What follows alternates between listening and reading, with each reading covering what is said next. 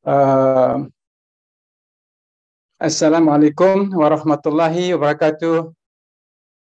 First of all, thank you very much for the invitation to attend the 6th International ASSAM Islamic Union this Model Congress. I really appreciate that. I'll be speaking on the topic of rethinking national and ummatic security in the light of the new global disorder. In this paper, I would like to discuss the subject of the security of the global ummah, or what I simply call ummatic security. Let me be clear on what I mean by global ummah and ummatic security. In our present world, both ideas of global ummah and ummatic security need to be examined afresh and to be understood anew. Surely I will mention some of the most important reasons why we need to rethink on these two ideas. First, the idea of the global ummah. I'm referring to the present-day ummah viewed as a global collective entity whose demographic strength now comes close to 2 billion souls. The ummah today comprises Muslim communities in practically every country in the world. In other words, the global presence of Islam as a community is now a living reality. These communities are either majorities or minorities in their respective countries of citizenship or residences. About 1/3 of the global ummah comprises minority communities of various sizes, some of which are relatively large, while some others are quite small. But big or small, all of them are important to the global ummah, since they can contribute in their respective ways to its overall civilizational health and prosperity. Now, the newly emerging Muslim minorities are those established in the post-colonial period in Europe, in the Americas, Australasia, and affluent Asian countries, namely Japan, South Korea, Singapore, and Chinese territories of Taiwan and Hong Kong. The presence of Muslim minorities in significant numbers in the advanced and affluent countries, especially the large ones, such as in the United States, France, Britain, and Belgium, is one of the most important developments in post-colonial history of the Ummah. This development is bound to have both positive and negative consequences for the global Ummah. I have a strong belief that, viewed as a whole, the positive consequences will far outweigh the negative ones. The post-colonial period has witnessed significant changes in the demographic distributive pattern of Muslim communities in the world, particularly in the West. Greatly contributing to this demographic wave of change was migration, itself partly generated by conflicts in countries formerly ruled by Western colonial powers. Now, this is the new demographic map of the global Ummah that causes us to rethink about its present socio-cultural order and its future. Two outstanding features of this new demographic reality deserve our special attention and our repeated emphasis here. Feature number one, about 1/3 of the Ummah belong to Muslim minority communities. And feature number two, the steady growth of Muslim communities in the advanced countries. I am arguing here that these two features of the Ummah can help shape its future, as well as the future of the whole humanity in the positive sense. What this means is that the worldwide Muslim minorities, especially in the West, should always be kept in our mind whenever we are discussing the agenda of the global Ummah. Muslim political leaders, intellectuals, think tanks, research organizations, and NGOs need to examine the serious issues that emerge from this new demographic reality of the Ummah, such as Islamophobia and discrimination against Muslims in its various forms. Islamophobia is a real issue. It is happening in the West and in the East. It is one of the main threats and challenges that the Ummah is currently facing, particularly its minority community. Clearly, the Ummah's security, both physical and spiritual, is under assault from many quarters.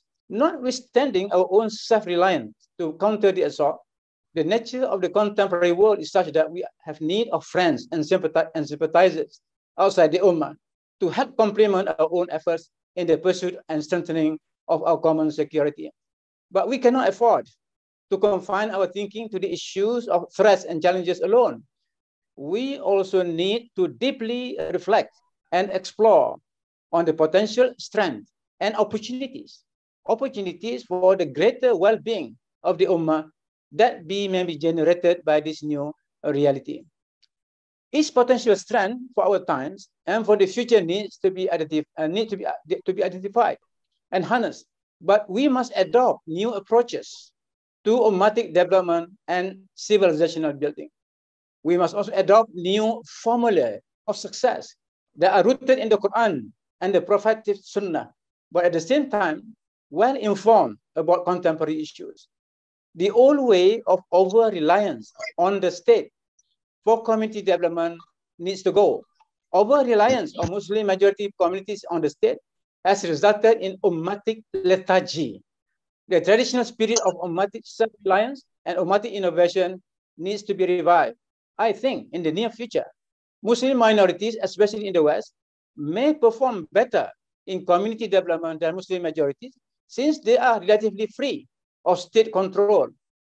Opportunities for the well-being of the Ummah may be sought through various means, but the spirit of intra-ummatic understanding, mutual acquaintance, cooperation, and brotherhood is necessary to be kept alive. At the same time, at the inter-ummatic level of relationship, the pursuit of intercultural dialogue is necessary. Central to the new demographic reality of the global Ummah is the issue of ummatic security.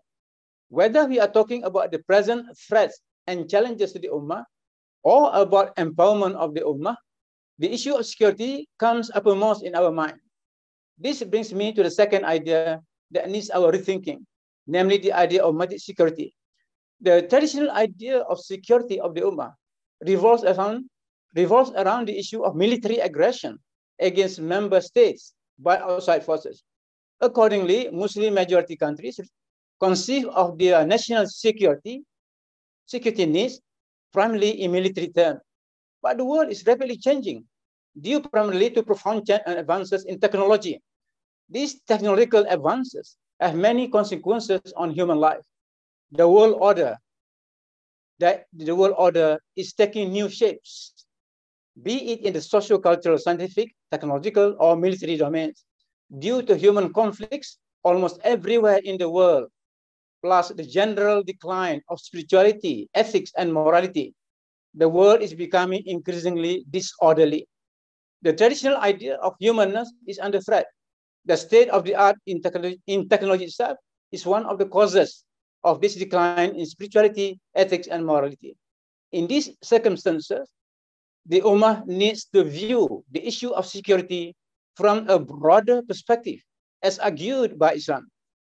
From the Islamic perspective, the most fundamental form of human security is none other than faith security, security of our Iman.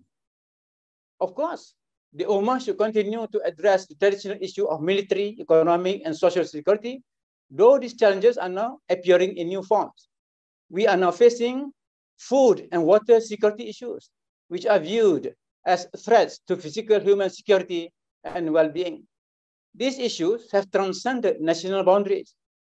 On these issues, the OIC, the Organization of Islamic Cooperation, as the Ummah's global umbrella organization, has a paramount obligation to effectively deal with them.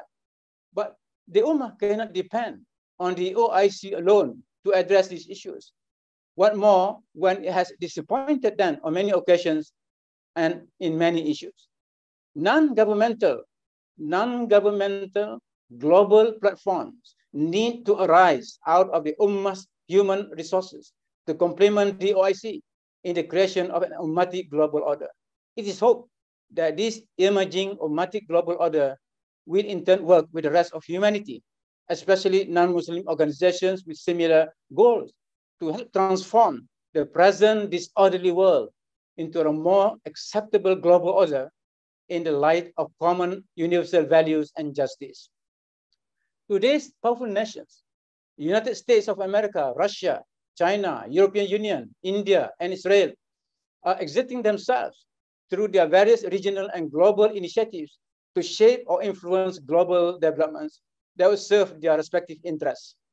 They are working hard, either by themselves or in coalition with others, to create a new world order in which each would be a dominant player, if not the sole superpower. Since self-interest is the sole motivating factor of their strategic regional and global initiatives, clashes of interest become inevitable. The Ukrainian war is clearly a consequence of this clash of regional and global ambitions and interests. Unfortunately, the nations of the Ummah are passive to the global political developments that are taking place before their very eyes. Their passivity is going to cost the Ummah dearly, since many of these developments have adverse consequences, even on bystanders, of which the nations of the Ummah are good examples. The security of the Ummah, or Ummatic security, in its various dimensions, is likely to be further weakened by the impact of the new phase of rivalry among the big powers. The issue of Ummatic security is therefore going to gain new importance in the coming years. This means that Muslim political leaders, scholars, intellectuals must think hard on how best the Ummah should respond to the global changes now happening before our very eyes. I'm arguing that as many individuals and organizations among the global Ummah as possible should come forward to present the case for a new world social order that is safe and just for humanity in accordance with the Quranic ideals. This envisaged world social order is not one that is dictated by the military and economic powers of the day. Rather, it is one that is based on universal principles cherished by all the world's spiritual and religious traditions. The Quran refers to the world order, to this world order, as the middle community, ummatan wasatan. In the Western tradition, this idea of middleness is referred to as the golden mean. The main characteristic of ummatan wasatan is justice. It's justice. The ummah is thus presenting itself to the world in accordance with its own identity that's revealed by Allah Himself. The OIC should adopt the pursuit of the middle community as its agenda in international and global affairs. It should champion this goal as its own international forums and at the United Nations and its various organizations, especially UNESCO. In doing so, the OIC would be remaining faithful to the Quranic idea of ummatan wasatan. Critics may counter that this proposal is just wishful thinking in the context of the present world, but it is the Ummah's moral obligation to help create a new world order based on the idea of the middle path, no matter how difficult it seems to transform it into reality. Yes, many of us have a low opinion of the OIC. At present, it is the Ummah's only hope when it comes to their global aspirations. Notwithstanding its past performance in more recent times, Muslims should continue to give support, material and moral, to the organization. For example, in the wake of the Ukrainian war, which many agree is an armed conflict between US-led NATO and Russia, several Muslim leaders tried to initiate a move towards active neutrality, including the president of Turkey, to active neutrality for the OIC. But apparently, the attempt was nipped in the bud by the Biden administration and the European Committee. Still, Muslim leaders should strive to secure an active neutrality policy for the Muslim majority countries in relation to the conflicts among the world superpowers. Since the OIC, in light of this, so what options do we have? What options does the Ummah as a collective voice have to address this outstanding security issue? In this presentation, I would like to argue that a new global forum needs to be created that will unite Muslim groups that are addressing issues of Islam and the new world order. The core members of the proposed forum would be the intelligentsia of the Ummah and its civil society leaders. One of the core issues to be addressed by the proposed forum is the need for a new understanding of ummatic security in the light of contemporary global conditions. Particularly important are the newly emerging issues of human security, of which faith security is the most important. The implications of information and communications technology and artificial intelligence for faith security, implications for faith security are placed at the top of the Ummah's agenda on security issues. Another core issue is what Islam as a religion and as a civilization can contribute to the global agenda for a new world social order in the 21st century. Now, having enjoyed nearly a decade of its existence, ASSAM, so I congratulate the efforts taken by ASSAM, and I hope ASSAM I think is well positioned to play a leading role in the realization of the proposed global forum. Now, let me conclude with this. Many Muslims take pride in the present demographic strength of the Ummah. But unfortunately, it is a big number without real strength. Do we remember the Prophet's prophecy about his Ummah? That a time will come when Muslims will be numerous, but marginalized to the periphery of the world order. Let me conclude with the following hadith for our reflection. It was narrated that Thawban said, the Messenger of Allah said, soon the nations will invite to partake of you, as diners call one another to a large dish. Someone said, will it be because we will be few in number on that day? The Prophet said, no, rather you'll be many on that day, but you will be like the refuse of the flood. Allah will take away fear of you from the hearts of your enemies, and Allah will fill your hearts with one weakness. Someone said, O Messenger of Allah, what is wah? He said, love of this world and its like of that. So let us reflect on that.